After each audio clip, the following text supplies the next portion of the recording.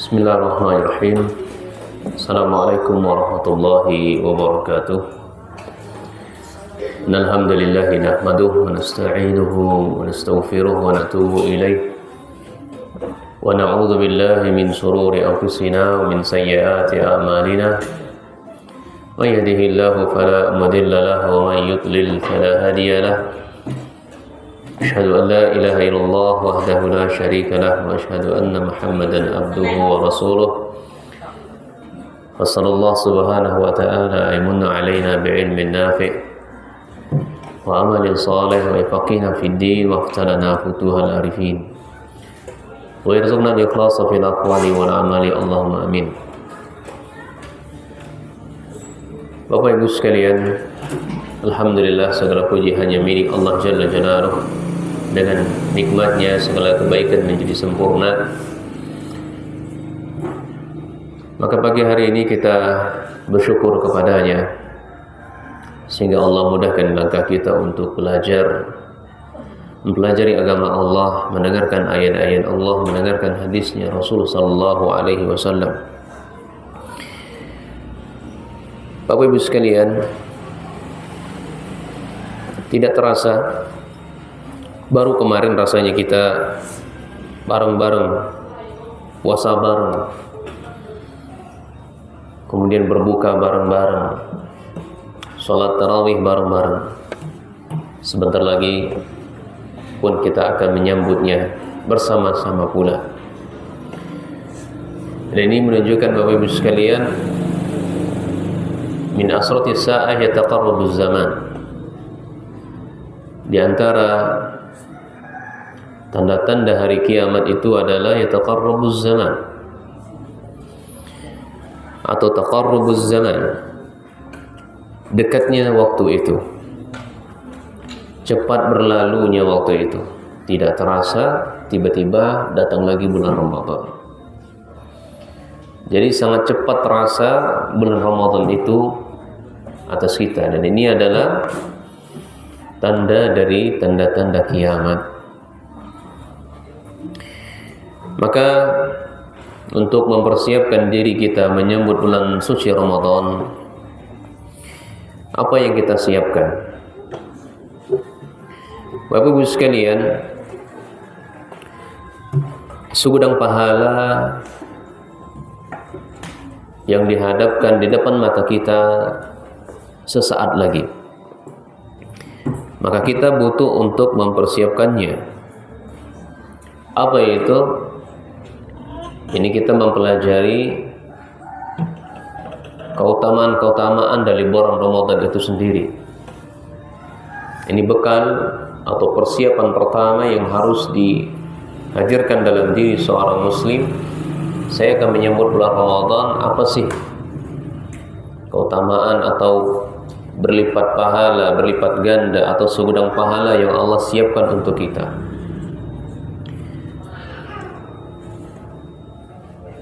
Di antaranya Allah Subhanahu wa taala mengatakan dalam Al-Qur'anul Karim, "Wa rabbuka yakhluqu ma yasha'u wa yakhtar." Rabb kalian Allah Subhanahu wa taala menciptakan apa-apa yang diinginkan oleh Allah, sesuka Allah. Sehingga Allah jadikan dari sekian banyaknya bulan, dari 12 bulan tersebut, dijadikannya satu bulan.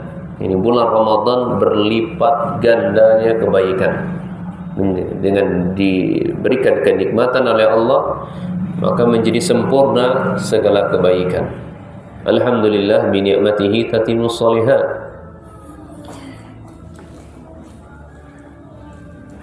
Nah, di antaranya pahala yang Allah janjikan kepada kita di bulan Ramadan ini, yang pertama, keistimewaan dari bulan Ramadan itu sendiri.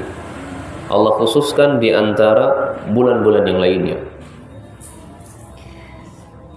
Di mana di bulan Ramadan ini Bapak Ibu sekalian, Allah Subhanahu wa taala turunkan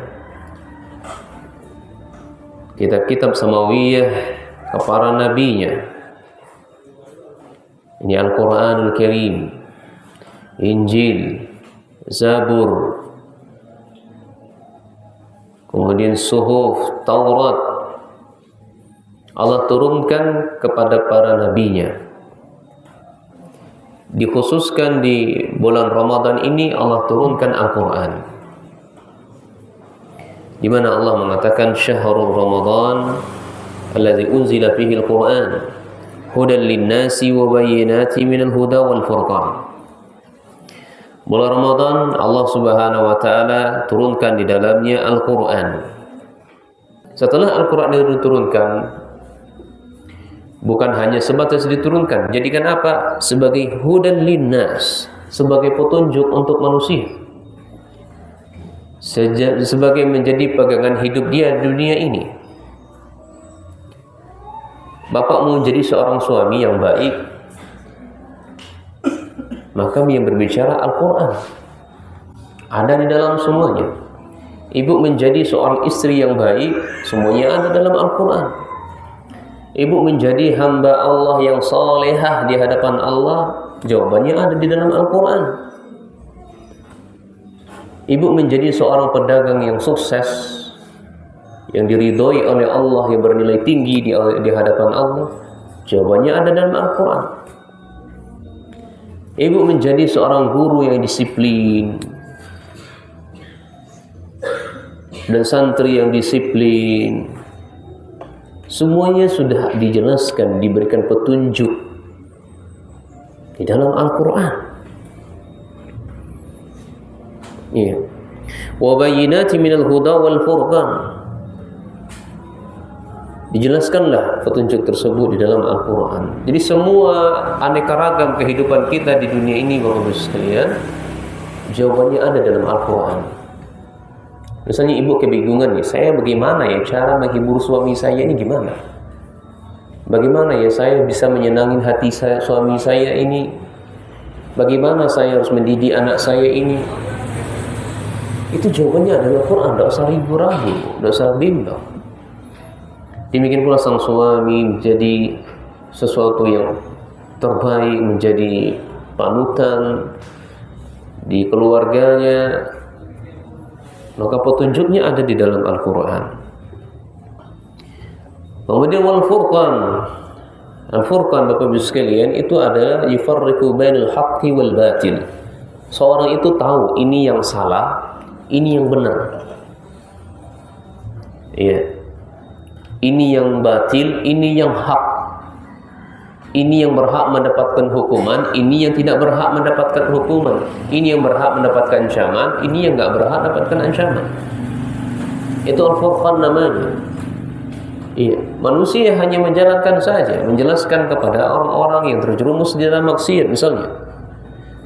Bukan kita memvonisnya, tidak, kita hanya menjelaskan bahwa perbuatan engkau itu sudah menyimpang, itu sudah keliru, sudah salah. Bukan saya yang menyalahkannya, tapi Al-Quran yang berbicara bahwa perbuatan tersebut tidak dibenarkan dalam Al-Quran, bahwa tindakan tersebut tidak dibenarkan dalam Al-Quran.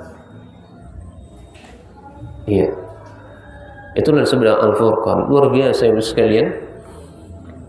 Dengan adanya Al-Quran, diturunkan Al-Quran bukan hanya sebatas diturunkan, tapi benar-benar menjadi pegangan hidup manusia, sehingga dia selamat di dunianya dan selamat di akhiratnya. Orang-orang yang pedomannya adalah Al-Quran, maka dia tidak akan kebimbangan hidup di dunia ini. Iya. Dari segi apapun lah bidang pekerjaan dia, tidak akan ragu, tidak akan bimbang. Semuanya beres, semuanya sukses, semuanya ya menenangkan pandangan mata, menenangkan hati semuanya jika Al-Quran jadi pegangannya. Kemudian wa nazala fi asyrafil lailatin min. Bahkan Allah Subhanahu wa taala pilih dari sekian banyaknya malam, Allah jadikan satu malam yang paling mulia. Ketika seseorang melakukan amalan di malam tersebut lebih baik dari 1000 bulan. Iya. 1000 bulan itu berapa ya, Pak? 83 tahun sekian. Iya. Dan Allah katakan bukan 1000 bulan, tapi lebih baik dari 1000 bulan. Tidak terhingga. Kalau kita lihat Nabi Adam alaihissalam, Nabi Nuh, Nabi yang lain itu mereka ya ada ribuan. Nabi Adam 1000 tahun umurnya, Nabi Nuh juga 1000 tahun juga atau 950 tahun umurnya, dan nabi-nabi yang lainnya. Jadi sangat banyak amalan-amalan mereka. Allah pilih di antara umatnya Nabi Muhammad SAW ketika seorang melakukan satu amalan di malam yang paling terbaik itu bisa menyamai amalan-amalan mereka. Allahu Akbar. Ini kekhususan umatnya Nabi Muhammad SAW, sehingga Allah turunkan satu malam itu diturunkannya Al-Quran. Jadi malam Lailatul Qadar. Ini ma'asyiral muslimin, Bapak Ibu sekalian, kita sibuk ketika malam itu sibuk ke mall. Subhanallah ya. Karena malam Lailatul Qadar itu tidak terjadi di antara bulan Ramadan itu, bilangan-bilangan ganjil di 10 terakhir di bulan Ramadan, 21, 22, 23 dan seterusnya. Tapi kita subhanallah ya, bukan berarti ibu tidak boleh untuk belanja di bulan di akhir itu, tidak. Tapi seorang yang cerdas, dia harus memastikan dirinya ini produktif di bulan Ramadan itu. Ketika 10 akhir dia kencangin ikat pinggangnya, dibangunkan keluarganya sebagaimana Nabi SAW kana asyaddul mi'dhar. Ya, dikencangkan ikat pinggangnya, membangunkan keluarga-keluarganya, artinya tidak berhubungan badan dengan istrinya di malam hari, dibangunkan keluarga-keluarganya. Jadi fokus ibadah produktif di 10 terakhir bulan Ramadan itu, dan berharap di satu malam yang paling terbaik itu Allah memudahkan kita untuk mendapatkannya. Jadi nggak sibuk kita untuk belanja di 10 akhir tersebut. Terus kapan belanjanya, Ustaz? Mulai dari sekarang siapkan. Mulai dari sekarang ibu-ibu belanjalah mobil baru.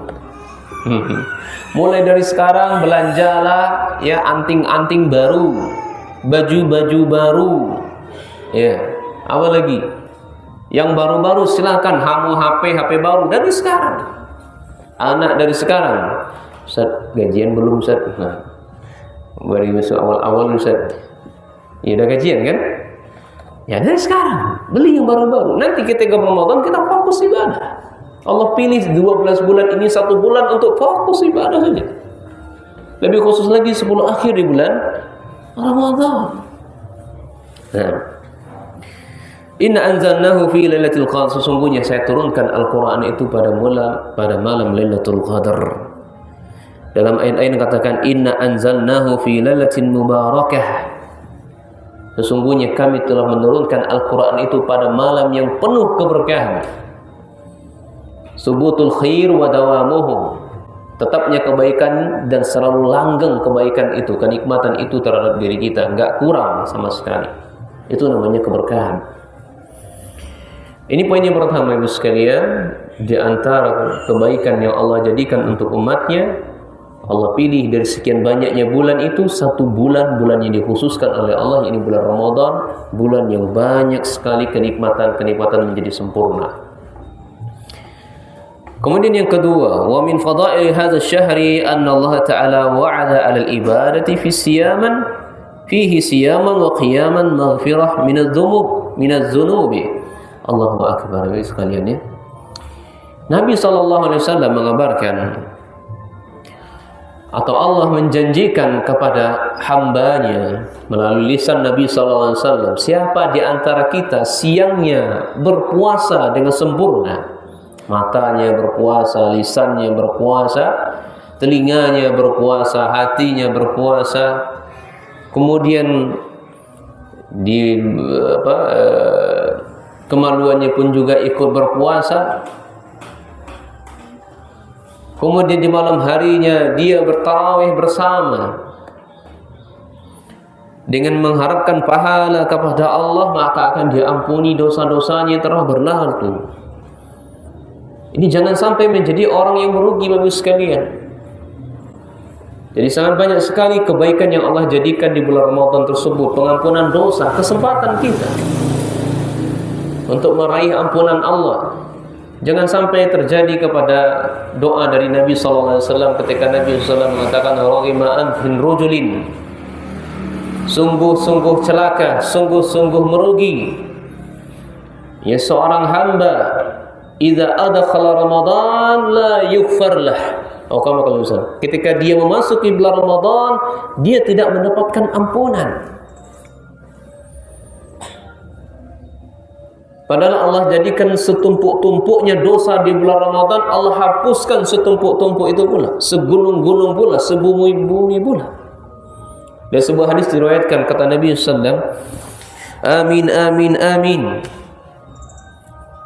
Kemudian bertanya para sahabat, ya Rasulullah, kaifa tasna'u hadza? Ya Rasulullah, kenapa kok ngomong sendiri? Kok ngomong amin amin? Ada apa ya Rasul?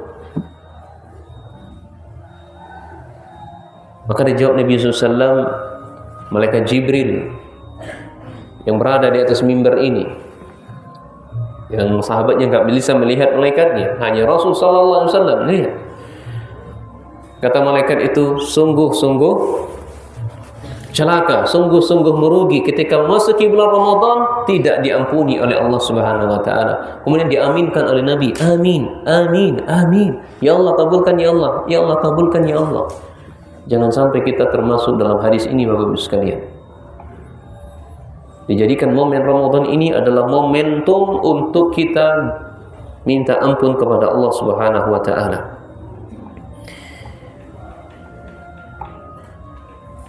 Dalam hadis lain dikatakan as-salawatul khamsu wal jum'atu ila jum'ah wa ramadan ila ramadan mukaffiratun ma bainahunna iza ijtanabal kaba'ir. Salat 5 waktu, antara 5 waktu, salat subuh sampai salat zuhur, itu pasti kita melakukan dosa. Demikian pula antara Jumat yang kemarin dengan Jumat yang akan datang, itu pasti kita akan melakukan dosa. Ramadan yang kemarin dan Ramadan yang akan datang ini Bapak sekalian, itu pasti kita melakukan dosa, siapapun dia.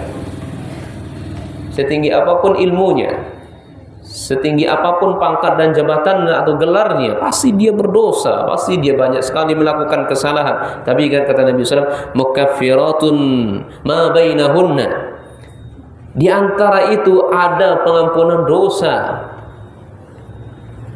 Apa itu? Selama dia menjauhi dosa-dosa besar. Bapak-Ibu sekalian, tidak ada cara untuk diampuni dosa besar kecuali dengan bertaubat. Mencuri, membunuh, riba, namimah, adu domba, sombong, ujub, ta'asub, ujub, nifak dan segala macam dari dosa besar. Durhaka kepada suami, membentak suami, ya, jengkel sama suami, apa lagi? Dari sekian banyak dosa besar, kesempatan kita untuk bertobat kepada Allah. Adapun dosa-dosa kecil dengan sendirinya diampuni oleh Allah selama orang tersebut menjaga salat 5 waktunya, selama orang tersebut ya menjaga salat Jumatnya antara Jumat dan Jumat berikutnya. Jadi luar biasa ya pahala yang Allah janjikan kepada seorang muslim. Kemudian yang ketiga, pahala yang Allah janjikan buat orang-orang yang berpuasa di bulan Ramadan ini adalah anna siyamahu min asbabi dukhuli jannati. Bahwasanya puasa itu adalah sebab-sebab diampuni, sebab-sebab dimasukkan seseorang ke dalam surganya. Pintu surga itu ada 8, Bu. Silakan Ibu dan masuk dari pintu mana saja. Ketika Ibu taat kepada suaminya, kemudian dia menjaga kemaluannya, luar biasa. Tapi ada pintu shaimun, pintu ar-rayyan, khusus tidak dimasuki selain dari orang-orang yang rajin berpuasa.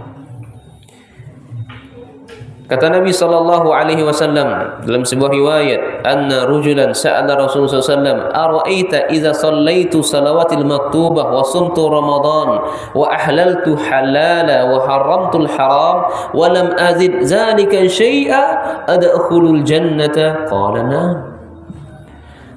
Seseorang bertanya kepada Nabi sallallahu alaihi wasallam, "Ya Rasulullah, apa pendapatmu kalau saya salat 5 waktu, saya jaga itu, dan saya berpuasa di bulan Ramadan, saya jaga dari segala hal yang membatalkannya, dari segala yang menodainya. Wa ahlaltu hal, saya menghalalkan apa yang Allah halalkan, dan saya mengharamkan apa yang Allah haramkan. Nah, seorang mukmin harus dia punya prinsip, Ibu sekalian. Kalau sudah dijelaskan oleh Allah ini halal, jangan neko-neko lagi. Oh, ini haram. Kalau sudah dijelaskan oleh Allah ini haram, jangan neko-neko. Oh, ini halal. Tidak boleh begitu. Ya. Dia harus punya prinsip. Apa yang Allah halalkan, kita katakan itu halal. Apa yang diharamkan oleh Allah, kita katakan itu haram. Siapapun yang kita hadapi, mau orang tua kita, mau presiden, oh tidak enak Ustaz, tidak enak. Kalau menunggu tidak enak. Sampai kapan syariat Allah ini akan tegak kepada mereka? Sampai kapan syariat Allah ini tahu kepada mereka? Iya. Terima atau tidak terima itu bukan urusan kita. Urusan kita dengan Allah adalah menyampaikan. Sudahkah engkau menyampaikan padahal engkau sudah tahu? Jangan cacak tak tahu baik. Semua apa yang kita ketahui hari ini jangan dibilang tidak akan ditanya, jangan dibilang tidak akan dituntut oleh Allah, dipertanyakan, ditanya oleh Allah. Kemudian walam azid zalika syai'a, dan syariat ini saya tidak tambah-tambah. Atau mafhum mukhalafahnya, syariat ini saya tidak kurang-kurangi, saya tidak berbuat bid'ah. Bapak Ibu sekalian, kalau dalam masalah ibadah yang kita tanyakan dalilnya, Pak. Itu kalau dalam masalah ibadah. Tapi kalau dalam urusan dunia itu bukan dalil ditanya.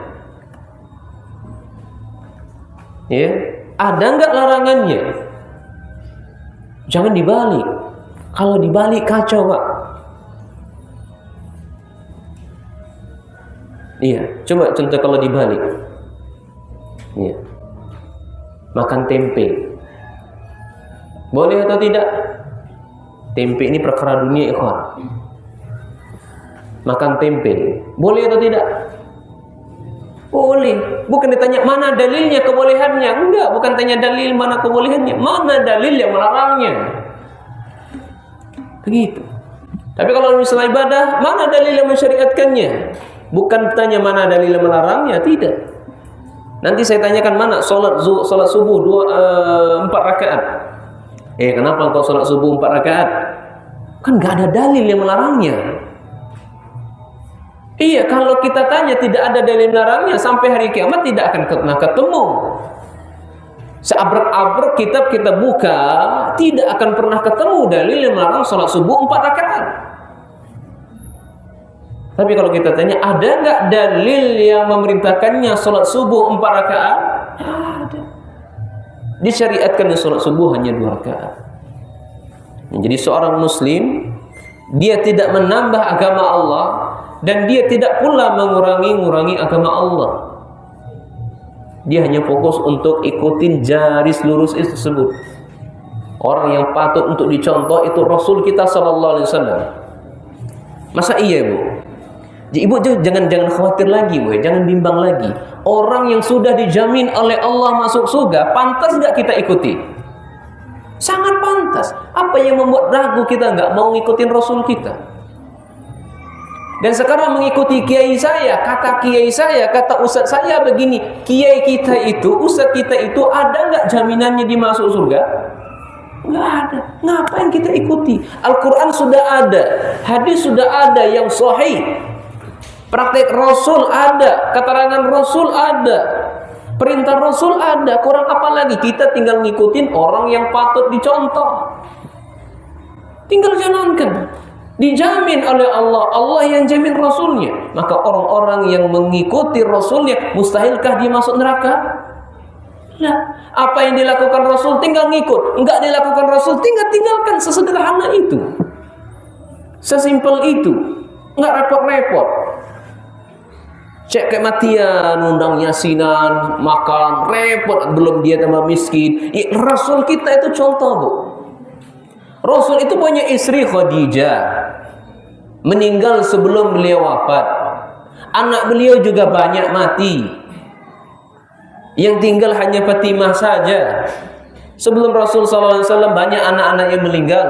Sahabat-sahabat banyak yang meninggal. Betapa banyak di perang Badar, berapa banyak di perang Uhud. Tidak ada satu pun dari mereka kumpul-kumpul di rumah ahli kematian baca surat Yasin. Apakah Al-Quran waktu itu belum turun? Sudah turun Al-Quran. Apakah Rasul sebodoh itu? Kok ada syariat tidak dijelaskan? Semua sahabatku, kan itu keluarga kalian mati, kumpul di rumah sana, bacakan Yasin. La ilaha illallah. Hebatkah kita daripada Allah? Allah mengatakan jangan, kata Allah. Kita, oh enggak ya Allah, ada syariat baru yang kita buat. Subhanallah. Jangan begitu.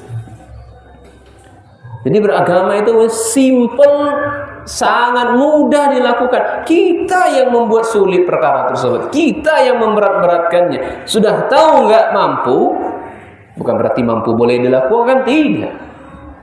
Jadi sangat sederhana itu. Apa yang dilakukan Rasul dari agama ini kita lakukan. Apa yang tidak dilakukan dalam agama ini oleh Rasul maka kita tinggalkan. Nanti jangan sampai ada lagi berarti haram menggunakan lampu, Ustaz, bid'ah, Ustaz. Enggak, itu perkara dunia. Yang kita tanyakan masalah dunia apa? Ada enggak dalil yang melarangnya? Menggunakan lampu, ada enggak dalil melarangnya? Enggak ada. Maka al-aslu fi syai' al-ibah, hukum asal dari segala sesuatu adalah mubah, boleh dilakukan. Adapun dalam masalah ibadah, tahrim. Al-aslu fil ibadah tahrim, mamnu, hukum asal dari ibadah adalah haram dilakukan. Illa yadullu alaihi dalil, kecuali ada dalil-dalil yang menunjukkan ibadah tersebut diperintahkan, ibadah tersebut dicontohkan oleh Rasul, dilakukan oleh sahabat, disetujui oleh Rasul. Begitu. Kemudian sahabat mengatakan, kalau demikian kira-kira saya termasuk orang yang masuk surga enggak ya Rasul? Oh iya, engkau termasuk penghuni surga. Ada berapa yang katakan Rasulullah SAW? Iya, salat 5 waktu dijaga, laki-laki di masjid salatnya. Yang kalau salatnya wanita itu di rumahnya. Kemudian yang kedua, dia menjaga puasa Ramadan, berani mengatakan apa yang telah Allah halalkan, kita halalkan. Apa yang diharamkan oleh Allah, kita haramkan. Jangan ada nanti lagi riba, minjam bunga bank, minjam bank konvensional, ini halal. Kemudian jangan ada lagi nanti kredit dengan leasing, halal. Gak ada lagi. Kita harus punya prinsip. Ini haram ya haram, jangan neko-neko cari muter-muter. Oh ini halal, ini ada uzur-uzur sedikit. Lah, haramnya tetap haram, syariat itu tidak boleh dilanggar. Begitu santri ya. Nah, kemudian yang berikutnya siapa? Yang berikutnya, dia tidak menambah agama ini, tidak mengurangi agama ini. Maka orang-orang yang melakukan seperti ini dijamin oleh Allah Subhanahu wa taala melalui lisan Rasulullah SAW, dia masuk ke dalam surga. Baik, kemudian dari kebaikan Ramadan yang berikutnya adalah annahu syahrul ladzi tuftahu fihi abwabul jannah wa tughlaqu fihi abwabun nar wa tusaffadu fihi syayatin wa tusalsal. Dalam bulan Ramadan ini Bapak sekalian, pintu-pintu surga itu dibuka, pintu-pintu neraka itu ditutup oleh Allah, dan syaitan-syaitan itu dibelenggu, dirantai oleh Allah. Para ulama menjelaskan hadis ini, syaitan yang dibelenggu itu adalah iblis, gembongnya. Adapun kroco-kroconya, anak buahnya, tentaranya itu masih berkeliaran. Mana buktinya? Ustaz mau tanya pada santri. Di bulan Ramadan setan-setan itu masih ada. Ilyas, coba bantu Ustaz jawab. Apa buktinya? Di bulan Ramadan setan masih berkeliaran. Apa Ilyas? Hah? Apa? Dengar musik. Subhanallah. Dengar musik kata Ilyas. Ya, yang lain Gilang mana Gilang? Sudah tamat Gilang. Gilang sudah tamat? Mana Gilang? Coba bantu Ustaz Gilang. Caknya katik wongnya. Katik wongnya ya. Nah, siapa lagi? Alpino. Nah, coba buktikan setan bulan Ramadan masih berkeliaran. Apa? Apa itu? Hah? Batal sembunyi-sembunyi. Oh, batal sembunyi-sembunyi. Apa bahasa kita di sini? Bokeh. Boket. Ini dia ini ada Quran pula ya. Intinya itulah ya. Jadi sangat banyak syaitan-syaitan berkeluaran di siang hari di bulan Ramadan atau di malam hari di bulan Ramadan. Buktinya apa? Di siang hari tidak siang hari ini sudah dicabut urat malunya oleh Allah orang seperti ini. Ngudut. Ya. Keruan ngudut nih dong. Siang hari di pasar, subhanallah, di jalan-jalan santai saja dia ngudut. Itu urat malunya sudah diputus oleh Allah sehingga tidak ada lagi rasa malunya. Seakan-akan itu hal yang biasa. Maka zon saya berkata ini, oh iya wajar saja, dia bukan orang Islam, dia orang kafir, dia orang Nasrani, wajar saja. Nah, atau dia tadi berpuasa, seolah-olah berpuasa, tapi dia tidak berpuasa, dia makan diam. Ya banyak warung remang-remang siang hari gitu kan, ya, warung setengah dan seterusnya. Atau bahkan buka warung ya terang-terangan, itu luar biasa juga. Ya kita tanya, kenapa Pak jualan Pak? Ya yang kita lihat ternyata laki-laki semua yang makan di situ. Ya laki-laki semua. Dikatakan Bapak sakit kok? Tidak. Ternyata kalau buka warung khusus perempuan semua di situ ya sah saja. Karena perempuan ada yang menstruasi, ada dia nifas, ya ada dia haid, banyak penghalangnya. Ketika laki-laki di bulan Ramadan tidak puasa, itu perempuan namanya. Perempuan apa? Laki-laki jadi-jadian, ya, laki-laki jadi perempuan, cak itu. Nah. Kemudian poin berikutnya.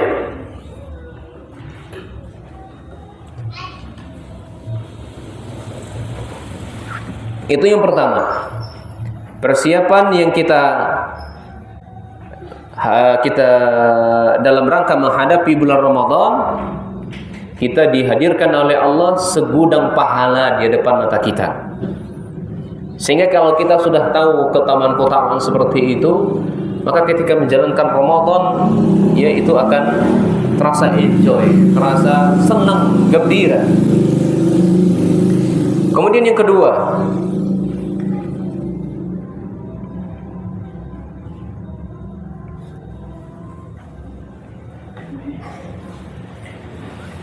hendaklah kita segera bertaubat. Yang kedua, hendaknya segera kita bertaubat kepada Allah Subhanahu wa taala. Allah Subhanahu wa taala mengatakan, wasari'u ila maghfiratin mir rabbikum wa jannatin 'arduha as-samawati wal ard u'iddat lil muttaqin. Bersegeralah kalian, bergegaslah kalian menuju ampunan Rabb kalian. Allah masukkan kalian ke dalam surganya, yang surga itu seluas langit, seluas bumi. U'iddat lil muttaqin. Allah berikan, Allah khususkan untuk orang-orang yang bertakwa. Demikian pula dalam ayat lain, sabiquna ila maghfiratin min rabbikum wa jannatin arduha ka'ardis samawati wal ard. Mendekatlah kalian, segeralah kalian menuju ampunan Rabb kalian, dan surganya seluas langit dan seluas bumi. U'iddat lil ladzina amanu billahi wa rasulih. Aku siapkan untuk orang-orang yang beriman kepada Allah dan Rasulnya. Zalika fadlullah yu'tihi man yasha. Demikianlah keutamaan Allah, Allah berikan kepada orang-orang yang dikehendakinya. Wallahu dzul fadlil azim. Dan Allah memiliki, dan Allah zat yang maha memiliki kebaikan yang sangat dahsyat, sangat sempurna, sangat besar. Oleh karena itu ya kawan, Bapak Ibu sekalian, taubat jangan pernah ditunda-tunda. Taubat jangan pernah ditunda-tunda. Seingat saya, kalau tidak salah, Imam Ibnu Qayyim atau Imam Ibnu Jauzi rahimahullah, cukuplah seseorang itu dikatakan dia berdosa ketika dia menunda-nunda taubat. Jadi menunda taubat itu adalah sebuah dosa. Dia dosanya karena ditunda-tundanya. Seakan-akan dia mengatakan kepada Allah, saya tahu diri saya kapan saya mati, nunggu saya nanti tua, nunggu saya ini, nunggu saya ini. Seakan-akan dia berbicara di hadapan Allah seperti itu. Setan itu, Bapak Ibu sekalian, ya, setan itu tahu bahwa orang-orang yang beriman itu tidak mudah diajak untuk meninggalkan taubat. Ia tidak akan berkata jangan taubat dulu, karena manusia memahami kewajibannya untuk kembali kepada Allah. Tapi ia datang dalam bentuk pintu lain, pintu yang sangat halus lagi. Jadi kalau orang beriman sulit dia untuk menggodanya, karena dia tahu kewajibannya setiap hari dia bertaubat, astaghfirullah, astaghfirullah wa atubu ilaih. Sebagaimana Nabi sallallahu alaihi wasallam yatubu ila Allah wa astaghfiru ilaih mi'ata marrah wa sab'ina marrah. Aku bertaubat kepada Allah, mohon ampun kepada Allah 70 kali, 100 kali. Itu Nabi sallallahu alaihi wasallam. Itu orang yang beriman kepada Allah, tuntutan dia tahu setiap hari kewajiban dia bertobat. Setan enggak masuk itu. Setan sulit masuk dalam kepada orang-orang yang beriman. Setan masuk ke dalam pintu yang lain yang lebih halus.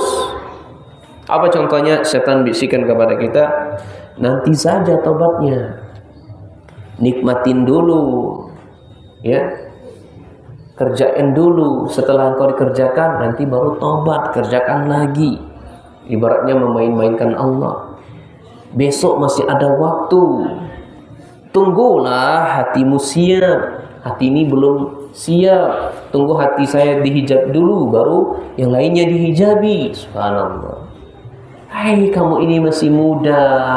Masa iya harus ke masjid terus? Masa iya harus taklim terus? Masa iya ngaji terus? Nikmatilah hidup ini. Hidup di dunia ini satu kali katanya. Hidup ini hanya satu kali. Ini syubhat lagi yang dimasukkan oleh syaitan. Padahal hidup tuh banyak, Bu. Kita baru kontrak yang kedua ini, Bu. Kontrak pertama kita sudah habis. Nah, ini sekarang lagi teken kontrak yang kedua sama Allah ini. Iya. Nanti di alam barzah kontrak kita ketiga. Alam barzah. Nanti di padang mahsyar 50.000 tahun lamanya di padang mahsyar. Masa iya umur yang sesingkat ini, Bu, enggak mau kita berbuat baik gitu. Enggak mau amal soleh. Di padang mahsyar saja menunggu hisab itu 50.000 tahun ya, kawan. Bayangkan itu. Tanpa busana antum, tanpa dikitan, telanjang kaki. 50.000 tahun, matahari didekatkan. Untuk menyiapkan kehidupan yang begitu lama di padang mahsyar, Allah jadikan sedikit ini. Enggakah mau kita amal soleh gitu? Kita harus lawan setan ini, nantilah tempatnya masih muda. Pak, santri, setelah ini antum jamin tidak antum bisa hidup? 1 detik lagi antum bisa jamin antum bisa hidup? Hebat betul kalau ada orang yang jamin, melebihi malaikat Allah. Jadi bisikan-bisikan itu membuat manusia itu lalai, menunda-nunda hingga akhirnya tidak sempat untuk bertobat. Akhirnya apa? Ajal datang menjemput mereka. Ada sebuah kisah yang dialami oleh khalifah yang sangat muda, pemimpin atau presiden yang sangat muda, 30 tahun umurnya. Khalifah siapa? Di masa beliau masyarakatnya sangat sejahtera dan makmur. Khalifah siapa ya, kawan? Antum sudah belajar sejarah kan? Nah, khalifah siapa? Umar bin Abdul Aziz. Di mana tatkala pergantian khalifah, Ditunjuklah, diangkatlah atau dibaiatlah Umar bin Abdul Aziz sebagai khalifah. Kemudian karena capek mengurusi jenazah segala macamnya, beliau ingin istirahat sejenak, sesaat. Ingin merebahkan badannya karena lelah dan capek. Kemudian kata anaknya, "Wahai abati, wahai ayahku, ini zakat haknya rakyat atau harta di Baitul Mal ini akan dibagi-bagi kepada rakyat. Hak mereka belum ditunaikan. Engkau malah santai-santai wahai ayahku." Apa kata Umar bin Abdul Aziz? "Wahai anakku," ini saya terjemahkan langsung, "Wahai anakku, ayah ini capek, kan kita baru selesai ngurusin jenazah, kasihlah ayah ini istirahat sejenak saja. Nanti kalau ayah sudah sehat, nanti kalau ayah sudah mulai fresh lagi, kita bagikan." Apa yang dijawab oleh anaknya? Perkataan yang sangat menakjubkan yang membuat hati orang yang beriman segera dia melakukannya. "Wahai ayahku, apakah engkau menjamin setelah ini, sedetik ini, semenit ini engkau akan dijamin hidup?" Langsung bangun Umar bin Abdul Aziz, bergegas, "Wahai anakku, sekarang kita tunaikan hak-haknya rakyat." Subhanallah. Ya, maka kembalilah kita, segeralah kita untuk bertaubat kepada Allah Subhanahu wa taala. Demikian pula singgungan juga ini ya bagi mudir-mudir atau ketua yayasan yang menunda-nunda gaji, menunda-nunda haknya karyawannya. Nggak boleh. Kalau bisa sebelum dia bekerja, bayar dulu secara cash. Alhamdulillah dengan taufik Allah, ini sebuah kebanggaan juga. Kita anak di pendopo baru buka sekolah, buka madrasah. Sebelum mereka bekerja, saya sudah bayar dulu gaji mereka. Jadi sebelum bekerja, saya sudah bayar dulu gajinya. Adapun engkau terlambat, kekurangan dan seterusnya, itu urusan kau dengan Allah. Yang penting gajimu saya bayar sekian, maksud jam sekian. Adapun kau aku serahkan kepada Allah. Kalau bukan hakmu, kembalikan. Kalau hakmu, sudah ambil. Jadi itu orang yang profesional. Itu petunjuk Rasul Sallallahu Alaihi Wasallam. Saat kita lagi kekurangan dana semacamnya, dana belum terkumpul, panggil, sampaikan uzur kita. Begitu. Maaf, afan, ya gaji belum bisa full, kita hanya mampu sebegini dulu. Nanti kalau sudah terkumpul, misalnya dari wali santri bantu kita, baru kita tambahin. Khair. Tapi kalau dia cacak ayam tak tahu baik, ya dosa. Menunda-nunda haknya seseorang. Lihat Khalifah Umar bin Abdul Aziz, apa yang dilakukannya? "Wahai ayahku, apakah engkau menjamin setelah ini engkau masih hidup? Kalau dicabut oleh Allah, ada hak orang yang belum engkau penuhi. Nanti Allah akan tuntut, kenapa engkau enggak bayar? Padahal waktu itu kesempatan Allah berikan untuk menunaikannya, tapi engkau tunda." Allahu Akbar. Jadi maksud saya membawakan kisah seperti ini adalah kebaikan bagi kita, jangan kita tunda-tunda. Ya. Allah beri kesempatan kita untuk bertaubat, maka segera, jangan ditunda besok, nanti, lusa dan seterusnya. Maka nasihat kami yang hari ini bermaksiat kepada Allah, berhenti. Aksir. Cukup. Yang pacaran, stop. Yang tanya malam, sudah makan beb, sudah makan sayangku, cintaku, berhenti. Tapi kalau yang sudah nikah ya silakan, anjuran begitu. Tapi kalau yang belum nikah, haram. Ya.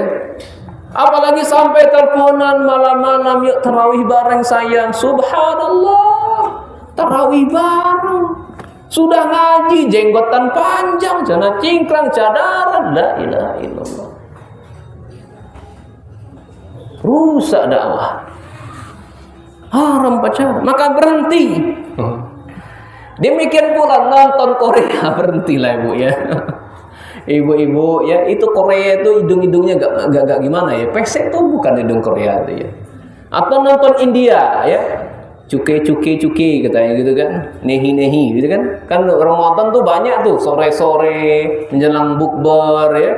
Ya, ibu nongkrong depan TV lihat ganteng benar itu Indianya, yang si laki-lakinya cantik benar itu cewek Korea. Waduh, istri saya nggak kayak gitu ya, coba istri saya. Nah, dosa lagi melihat menonton aurat wanita. Itu aurat, rambut yang dilihat aurat, haram dilihat, nggak boleh dilihat. Kaki yang terlihat itu nggak boleh, aurat itu. Kemudian dinikmati, mana pahala puasanya? Termodai pahala puasanya. Maka yang bermaksiat kepada Allah segera bertobat, berhenti tuh nonton.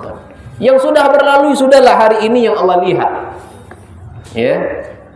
Cukup yang hari ini Allah lihat. Allah yang enggak lihat apa yang kita lakukan sebelum-sebelumnya, siapapun dia. Maukah dia sudah cadaran, sudah jenggotan, Allah enggak lihat. Yang Allah lihat ketika hari ini, yang Allah tuntun dia untuk bertaubat kepadanya, itu yang lihat. Innallaha la yanzuru qauman min suwarihim aw suwarikum. Sungguhnya Allah tidak melihat rupa-rupa kalian, wa jasamikum, dan jasad-jasad kalian, walakin yanzuru ila qulubikum wa amalikum. Yang akan dilihat oleh Allah Subhanahu wa taala adalah amalan kalian dan hati kalian. Yang Allah lihat adalah amalan kalian hari ini, enggak amalan kalian yang kemarin-kemarin. Amalan kemarin sudah tutup buku, sudah. Segera bertobat, ganti buku baru, putih lagi. Begitu bahasa sederhananya. Itulah yang Allah Subhanahu wa taala lihat. Iya, maka nonton Korea, nonton India, nonton apa lagi? Nah, yang cewek-cewek tahu apa lagi tontonnya misalnya? Atau cowok-cowok apa itu? Ya, Korea sama India kan? Iya kan? Korea sama India kan begitu. Jadi berhenti. Demikian pula yang musik-musikan, berhenti. Ibu-ibu yang punya suami, berhentilah ngomel-ngomel sama suaminya. Yang mendongkol sama suaminya, bentak-bentak suaminya, berhenti. Karena itu maksiat, dosa kepada Allah Rabbul Alamin terhadap suami. Demikian pula sang suami, ya berhenti dari maksiat, sayangi istrinya, ajak dia belanja, hibur hatinya, senangkan dia. Masyaallah muslimin, interaksi Rasulullah SAW sama keluarganya itu, beliau setiap pagi sholat subuh, beliau diam di masjid setelah sholat subuh, sahabat-sahabat ada berada di samping beliau. Kemudian ketika waktu syuruk, beliau kembali ke rumah istri-istri beliau, ditanyakan, kaifa haluki, bagaimana keadaan engkau sekarang ini? Itu hati istri itu berbunga-bunga itu, Eva. Istri itu, ini santri nggak masuk bagian ini, nggak usah bab. Istri itu, tanya ibu istri semuanya. Ibu kalau ditanya sama suami lagi kerja jauh di telepon, sayangku, cintaku, beb, udah makan belum? Gimana? Udah seger belum? Berbunga-bunga nggak hati ibu? Enggak, Ustaz, katanya. Wah, ini suami-suaminya ada di sini, cahnya. Enggak. Nah, pada dasarnya hukum asalnya istri itu, ini fitrahnya wanita ya. Kita bicara fitrahnya, bukan yang enggak. Kalau yang enggak berbunga-bunga itu ada yang enggak lurus fitrahnya lagi itu. Iya. Fitrahnya wanita kalau ditanya kabarnya, gitu aja itu senangnya luar biasa. Apalagi kalau kita belikan hadiah, pulang kerja kita bawakan bingkisan, bawakan coklat, gitu kan. Ustaz lah tua, Ustaz makan coklat lagi, habis gigi Ustaz. Ini gigi saya udah ompong Ustaz, maka coklat lagi tambah ompong. Intinya apapun yang membuat istri kita senang.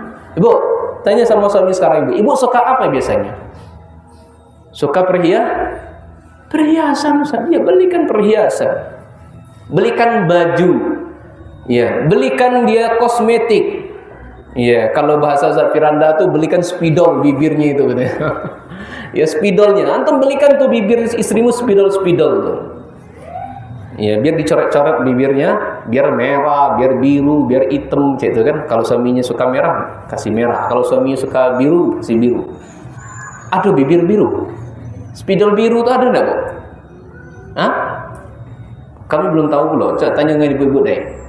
Ada, Bu, spidol bibir itu ada yang warna biru? Hati. Kalau merah, ada. mayoritas merah. Terus apa lagi? Hitam ada. Ya. Ala kulli hal, intinya senangin istri-istri. Itulah yang dilakukan oleh Nabi SAW. Cuman menanya keadaan Aisyah, menanya keadaan Sofia, dan istri-istri beliau yang lainnya 9-nya setiap hari dikunjungi rumahnya satu-satu.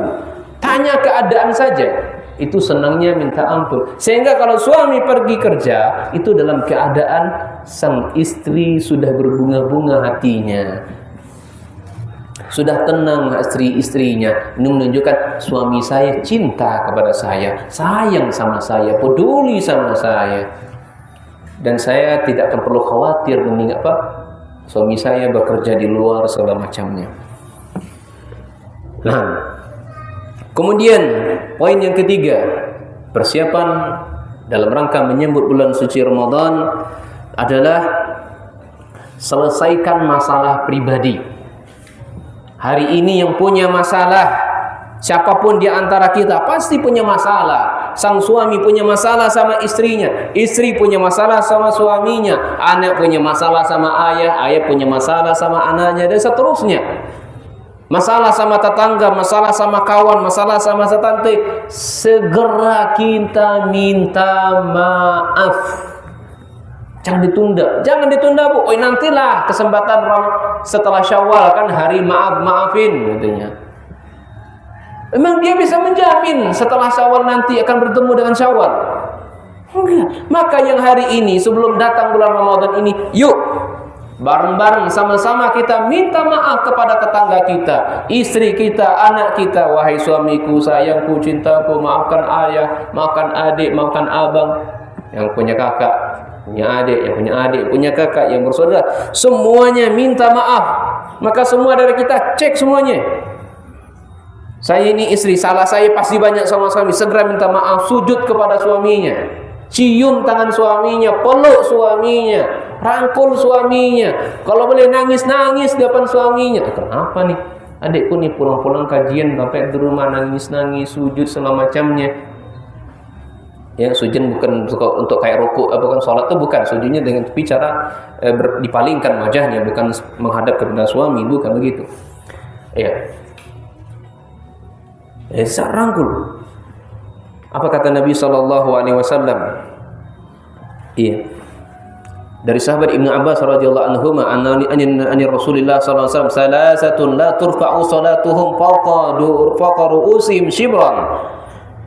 Ada 3 orang yang solatnya tidak melebihi di atas kepala-kepala mereka meskipun sejengkal.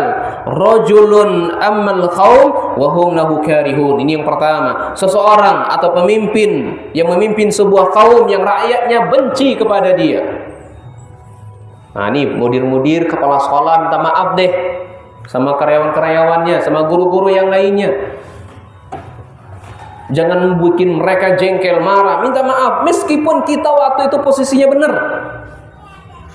Ya, meskipun posisi kita waktu itu benar, ngalah. Ngalah itu tidak aib, Pak. Bu, ngalah itu tidak aib. Justru itu tanda kehebatan dan kekuatan seseorang di hadapan Allah Jalla wa Ala. Mana dalilnya?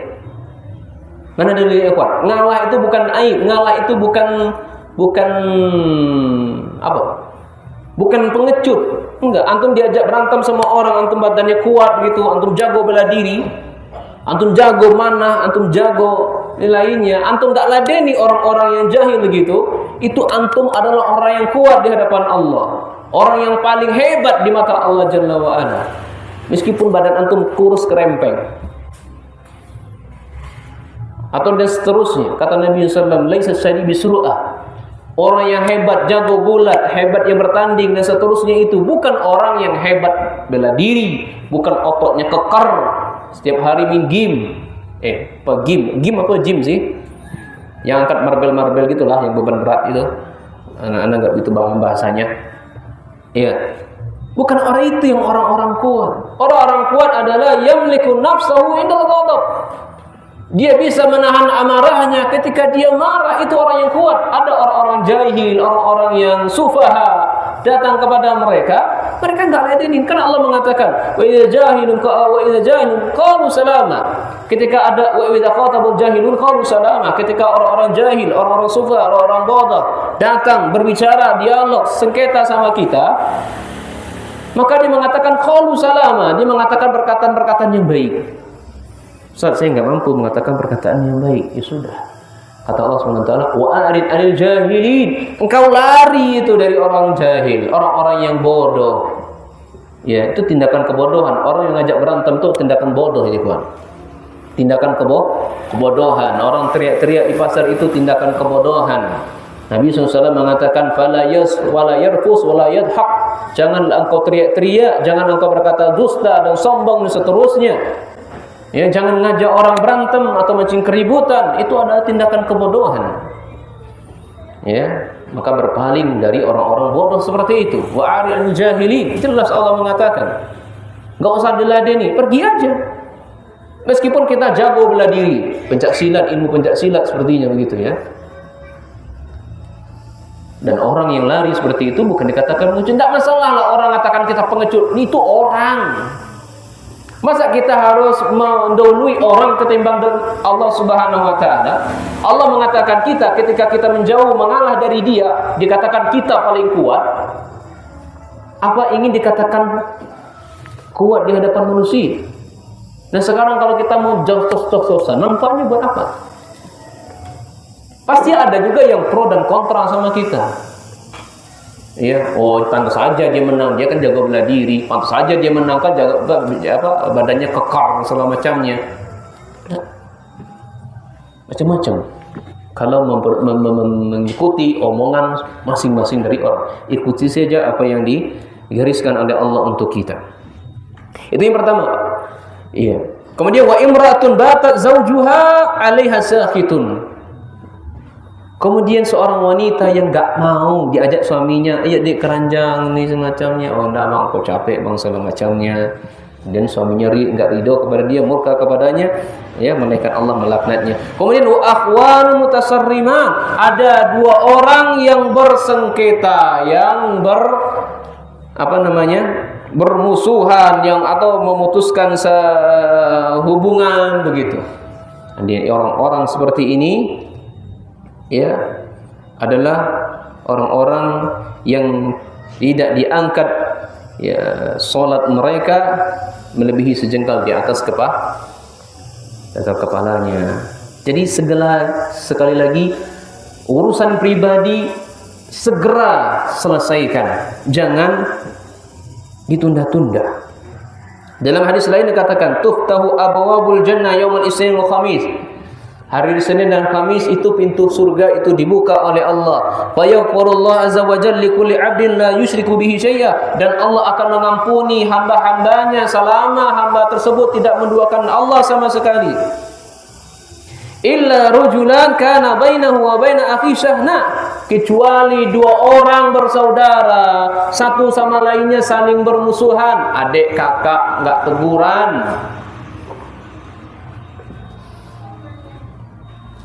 Ini enggak dapat ampunan Allah yang kayak begini. Jadi kalau mendapatkan ampunan oleh Allah, syaratnya harus berdamai. Makanya ketika bulan Ramadan datang nanti ibu dari sekarang sudah punya bekal persiapan seperti ini, minta maaf sehingga menjalankan Ramadan enjoy, santai. Ya, ada harapan pahala yang berlimpah ruah untuk kita. Ini syarat pintu mendapatkan ampunan Allah, minta maaf dulu. Adik kakak sering berantem nih kan, untuk punya kakak kan, pulang ke rumah nanti minta maaf. Antum jangan orang lain, adik antum. Ya, punya adik, minta maaf sama adik. Oh, masa saya kakak, abang minta maaf? Iya, meskipun antum abang. Kan saya berkata tadi, mengalah bukanlah aib, mengalah bukanlah tercela. Iya. Fayaqul unzuru hazain hatta yastaliha, unzuru hazain hatta yastaliha, sampai 3 kali Nabi SAW mengatakan, lihatlah orang ini, jangan diampuni dulu, sampai di antara mereka benar-benar sudah saling memaafkan. Luar biasa. Di sini sahih diriwayatkan oleh Imam Muslim. Baik. Kemudian poin yang ketiga, persiapan ya yang harus kita siapkan menyambut bulan Ramadan ini adalah persiapkan ilmu ibadah. Anda dikasih waktu sampai jam berapa, Ustaz? Sampai jam berapa? Mana soal? Sampai jam berapa? Jam 10. Hah? Jam berapa? 9.30, 15 menit lagi. Baik. Poin yang ketiga adalah ketiga atau keempat? Hah? Iya. Persiapkan ilmu ibadah. Ibadah yang itu ya kawan, ada yang ibadah qasirah, ada juga dengan ibadah muta'addiyah. Ibadah qasirah itu manfaatnya dan pahalanya hanya untuk diri kita sendiri. Maka seperti sholat, puasa, dan ibadah-ibadah yang sifatnya untuk diri sendiri adalah wajib, itu pahalanya hanya untuk kita sendiri. Maka kita siapkan itu sebaik-baik mungkin. Ibadah qasirah ini. Demikian pula ibadah muta'addiyah. Ya ini manfaatnya itu menyeluruh kepada masyarakat, menyeluruh kepada orang lain seperti kal ilmi. Kita ya belajar, kemudian kita mengajarkannya, kemudian bersedekah dan seterusnya dari ibadah-ibadah ya muta'addiyah. Kemudian menghilangkan gangguan dari orang lain, membantu fakir miskin, membantu para janda, ya bisa dinikahkan, bisa dinikahi, atau bisa seterusnya dari janda-janda itu. Ya banyak sekali pahala ibadah-ibadah yang ya muta'addiyah. Dan ini Bapak sekalian, ibadah yang seperti ini itu sudah dicontohkan oleh Nabi sallallahu alaihi wasallam kepada istri-istri beliau. Beliau ini tidak egois Bapak sekalian. Nabi sallallahu itu beliau tidak egois. Meskipun Ramadan, beliau tetap mesra. Ya, ini bentuk persiapan Nabi SAW atau persiapan kita, curi tauladan kita dan Nabi SAW. Meskipun bulan Ramadan, ibadah muta'addiyah tetap beliau lakukan. Contoh realnya apa yang dilakukan Nabi SAW kepada istri-istri beliau. Sebagaimana dikatakan oleh Mukminin Aisyah radhiyallahu anha, kana Rasulullah SAW yuqabbilu wa huwa sha'im wa yubashshiru wa huwa sha'im walakinnahu kana amlakakum liirbih. Adalah Nabi sallallahu alaihi wasallam, beliau mencium saya, enggak paham mencium, mencekup. Kok mencekup? Apa? Mengkecup. Allahu Akbar. Mengkecup kening istrinya. Ya, mencium istrinya padahal beliau berpuasa. Bukan hanya sekedar mencium, tapi juga bercumbu rayu. Santri nggak paham cumbu rayu. Ibu paham cumbu rayu nggak? Ya, masa saya sudah jadi ibu nggak paham cumbu rayu, Ustaz? Kebangetan, Pak. Itu Nabi sallallahu alaihi wasallam, walakinnahu kana amlakakum liirbih. Akan tetapi Nabi sallallahu alaihi wasallam adalah orang yang paling tahan terhadap syahwatnya. Maka para ulama beristimbat dengan hadis ini, bagi orang-orang yang tahan syahwatnya, mencium istri cumbu rayu tidak masalah, boleh saja, tidak batalkan puasa. Tapi bagi para pemuda, takutnya bablas, Bu. Takutnya bablas. Ya. Takutnya sudah cium, kemudian cumbu rayu. Bukan cumbu rayu, timba masuk dalam shower nantinya siang hari. Itu yang kita khawatirkan. Nah, saran kami bagi para pemuda yang mau nikah jangan di bulan Ramadan. Ya, jangan bulan Ramadan. Apakah haram? Tidak juga haram. Hanya khawatir saja. Karena nafsunya pemuda itu, pemuda itu tahu umur berapa pemuda? Pemuda itu berapa tahun umurnya? Ya, cak saya ini masih pemuda, Bu, belum sampai 40. Ya, baru 36 tahun. Ini masih muda. Ya. Kalau nikah di bulan Ramadan, ikhwan, dia masih muda, syahwatnya meledak-ledak. Itu kan. Khawatirnya dia siang hari bulan Ramadan, bablas jadinya, enggak terasa tiba sudah masuk dalam sumur. Kalau nak cabut lagi, obat lagi, nak ngangkut, nak muter ya, mengangkat mengulur kain timbanya itu tadi. Pernah ada seseorang ikhwan, umur kalau nggak salah waktu itu 25 tahun atau 27 tahun, datang ke anak konsultasi. Ustaz, anak ini gimana Ustaz? Ya, apa hukum bagi anak Ustaz? Anak bulan Ramadan menjimai istri saya Ustaz. Subhanallah ya akhi. Berapa kali? Sampai 3 kali Ustaz. Subhanallah.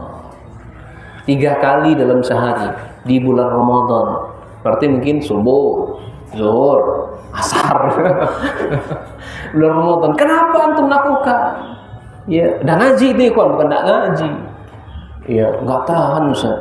Dia mancing-mancing terus Ustaz. Jadi saya enggak tahan Ustaz. Sudah akhirnya saya ringkus Ustaz langsung Ustaz. Nah, terus gimana Ustaz? Ya sudah, antum harus memerdekakan budak antum. Apik Ustaz, budak mah ini Ustaz. Kalau gitu gimana lagi Ustaz? Ya sudah, kalau tidak ada budak, antum puasa 2 bulan berturut-turut. Oh, tidak sanggup Ustaz. Antum belum coba kudai. Coba dulu baru katakan tidak sanggup. Belum dicoba belum sanggup loh mana nih. Belum, coba dulu. Gitu riwayat hadisnya dan penjelasan para ulama demikian. Meski ada juga sebagai pendapat mengatakan tidak begitu juga. Kalau lihat, tapi saya lebih cenderung mengatakan dicoba dulu. Selama 2 bulan berturut-turut dia harus puasa itu.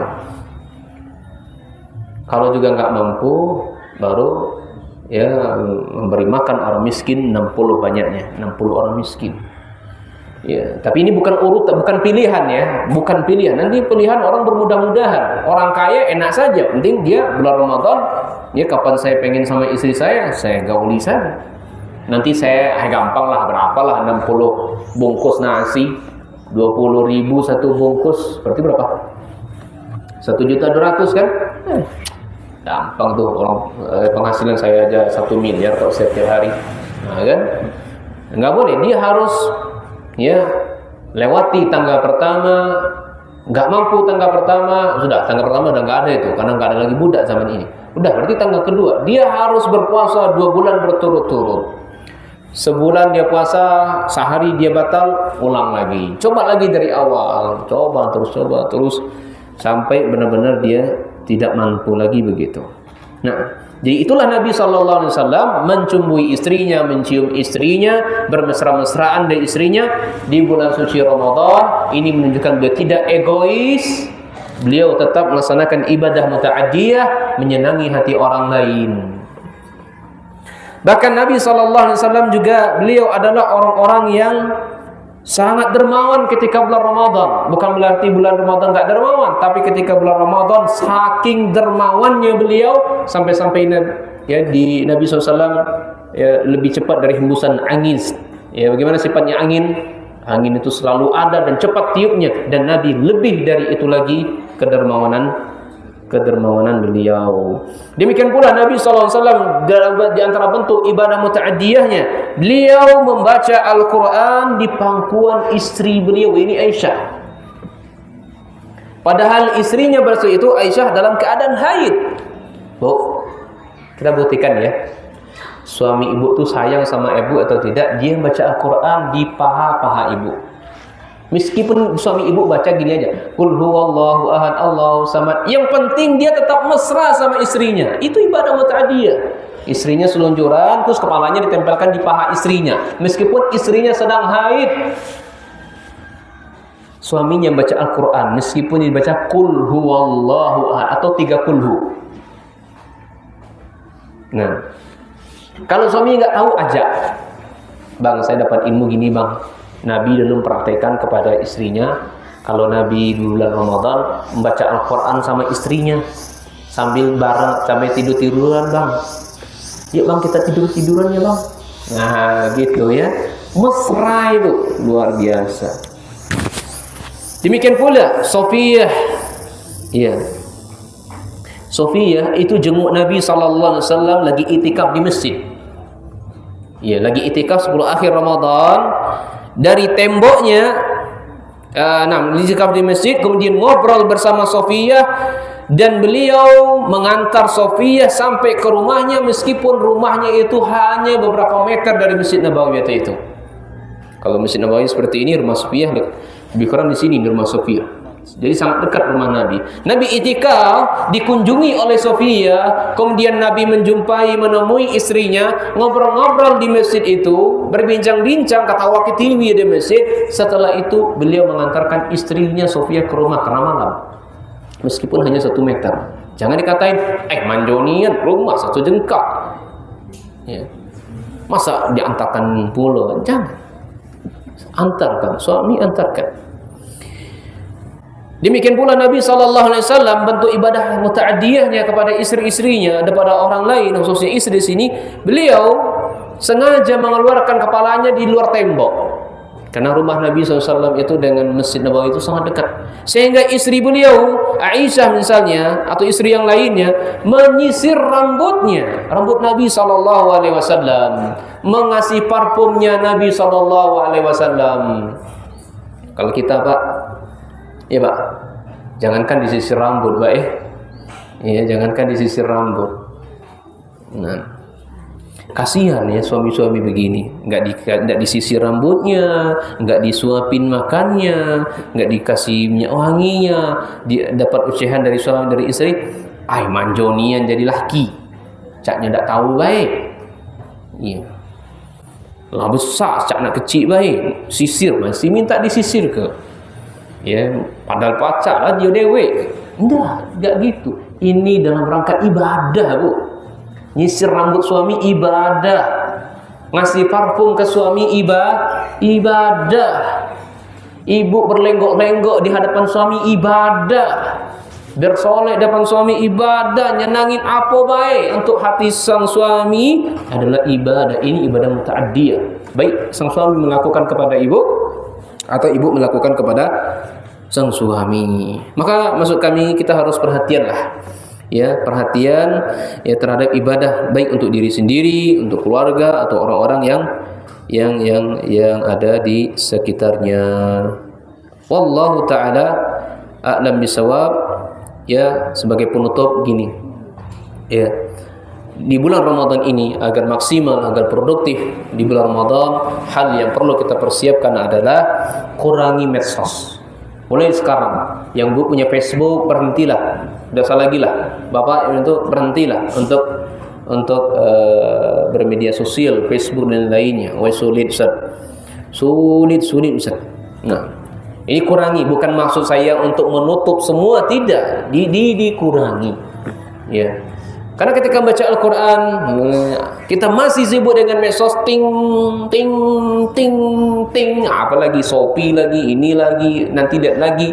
Wah, ini siapa yang komentar nih? Cewek siapa nih? Cakap juga cewek ini, lihat lagi. Al-Quran ada di tangannya cek nih. Ini juga cek nih. Jadi begini ya. Anda lihat. Di bulan Ramadan Al-Quran cek nih. Ya, ini tangan Al-Quran di tangan kirinya, HP di tangan kirinya. Ya, HP ini chatting siapa nih? Cantik juga cek nih. Cadarnya bagus sekali, matanya indah. Alatnya nih. Kalau pacar jadi lakiku dewe atau jadi biniku, macam itu kan. Jangan ya. Jadi kurangi medsos. Demikian pula ibu itu kurangi juga grup-grup WhatsApp. Iya. Yang punya banyak 10 grup, dah berhentilah, kurangilah, live aja. Mohon pamit, kita lagi bulan Ramadan, saya keluar dulu, nanti setelah lebaran kita masuk lagi. Gitu saja ya. Karena ganggu kita ibadah dan seterusnya. Dan kurangi masak-masak, Bu. Masak-masak, ya nanti kunjung ini masak kue, masak ini makan enak. Ya, memang itu adalah termasuk juga dari bagian ibadah. Tapi ada ibadah yang lebih baik waktu itu. Ada baca Al-Quran, menyenangi suami dan seterusnya. Masak-masak itu nanti dulu lah. Ya. Kemudian agar produktif juga diagendakan, ya, agendakan jadwal-jadwal Ramadan. Subuh ini saya ngapain, setelah subuh saya gini. Intinya dari sahur sampai dia tidur lagi itu ada bernilai ibadah semuanya. Jadi jangan keluar dari jadwal yang sudah kita buatkan. Usahakan ibu semuanya khatam Al-Quran paling minimal. Cak kemarin 1 kali khatam, hari ini 2 kali khatam. Sangat gampang itu. 1 juz itu berapa halaman? 10 ya. 10. Salat itu 5 kali. Tinggal dibagi sebelum subuh sekitar 2 lembar, setelah subuh 2 lembar, zuhur 2 lembar, ya zuhur 2 lembar, ya bisalah dalam sehari itu 2 2 juz ya. Nah, sangat mudah insyaallah. Demikian wallahu taala alam bisawab. Subhanakallah bihamdika asyhadu an la ilaha illa anta astaghfiruka wa atubu ilaik. Assalamualaikum warahmatullahi wabarakatuh. Waalaikumsalam warahmatullahi